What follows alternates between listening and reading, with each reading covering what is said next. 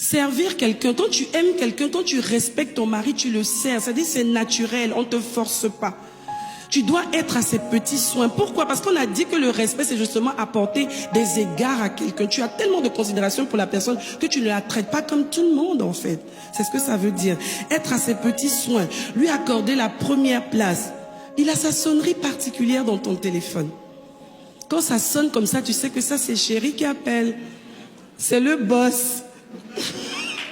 C'est ton Seigneur qui appelle. Tu ne fais pas attendre au téléphone. Ah, lui là, attends, continue pas, il va rappeler après. Non, c'est un manque de respect. Ton mari appelle, tu dis, je te rappelle, hein, j'ai mon mari qui m'appelle. Tu coupes. Je pense que ce sont des femmes qui acclament, mais pas des hommes seulement. Il a ses couverts spéciaux, il a son verre, il a des plats qu'on ne sert que quand il est là. C'est spécial, c'est un roi. Quand il rentre à la maison, il sait que tu le traites. C'est pas ça n'a rien à voir avec l'argent. Il y a des gens qui disent non, quand on aura l'argent, non. Le fait que son verre ait une couleur spéciale, c'est déjà quelque chose.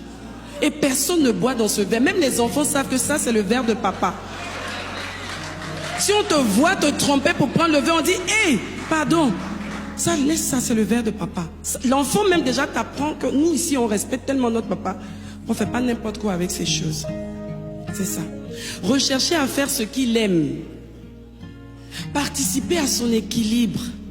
Mettre de l'ordre autour de lui. Il vient du travail, il jette ses chaussettes. Ne dis pas, oh, toi aussi. Non, c'est pas grave. Tu es là pour l'aider. Tu prends les chaussettes. Tu ranges les chaussettes.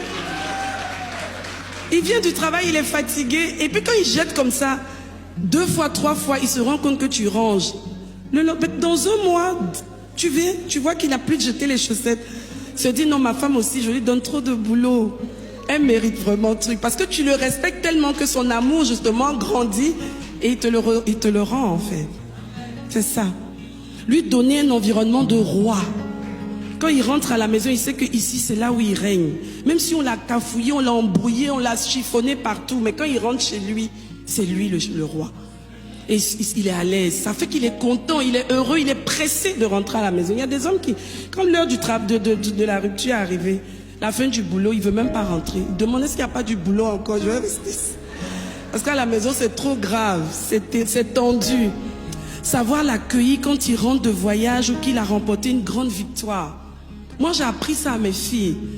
C'est important. Une fois, je prends un exemple. On était allé à un programme qui a été tellement fort. J'ai vu qu'il avait fait tellement d'efforts, tellement d'énergie engagée. Et j'étais tellement bénie par ce que Dieu avait fait. Je me suis dit non, j'ai dit aux filles, j'ai dit à tout le monde à la maison, j'ai dit aujourd'hui là, on va dresser le tapis rouge à papa. Quand il va rentrer, on va acheter des fleurs. Vraiment, oui, le tapis rouge, ça coûte. Tu vas acheter ça à la boutique, à un magasin, et tu dresses ton tapis rouge. N'attends pas que ce soit, je ne sais pas qui dresse un tapis rouge. Tu peux dresser un tapis rouge à ton mari. On a dressé le tapis rouge. Il ne s'attendait pas à ça. Quand il est rentré, on lui a dit qu'on est trop fiers.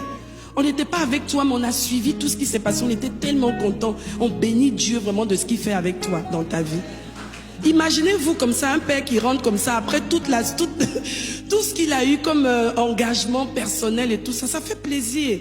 Tu sens que tu as ton équipe autour de toi. Quel que soit ce qu'on peut raconter dehors chez toi, tout le monde adhère et tout le monde t'accompagne. C'est pas un signe d'avilissement, pas du tout, mais de respect et d'honneur à l'égard de son époux. Sarah qui est notre mère, c'est Sarah notre mère. On dit tous les jours ici fils d'Abraham, mais fils de et fille de... Mais comment Sarah appelait son mari? Son Seigneur. Généralement, quand on est pendant les cérémonies de mariage, les noms, mon miel, mon bonheur, oh, mon souffle de vie. Ça, c'est parce qu'on est dans la romance, en fait. Continue avec le nom, là. Quand c'est chaud, là, continue mon essentiel. Ne dis pas Raoul. C'est ça. Tu dois rester comme ça, avec ça à l'esprit. Même si le souffle de vie t'a donné d'avoir un peu de palpitation, c'est pas grave, ça va aller. Continue de déclarer, il restera un bon souffle pour toi. Plus tu respectes ton homme et que tu honores ton homme, mieux tu reçois de lui.